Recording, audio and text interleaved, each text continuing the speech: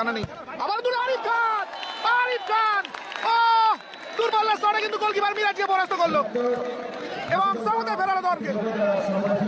বাবুসোনা দেখা যাক, বাবুসোনা এখনো নিজের পায়ে ওখান থেকে নিজেই এগিয়ে নিয়ে যাওয়ার চেষ্টা। বল কিন্তু ক্যাপ্টেন ফিরদৌস গান লোডেড বাট শটটা ঠিক হলো।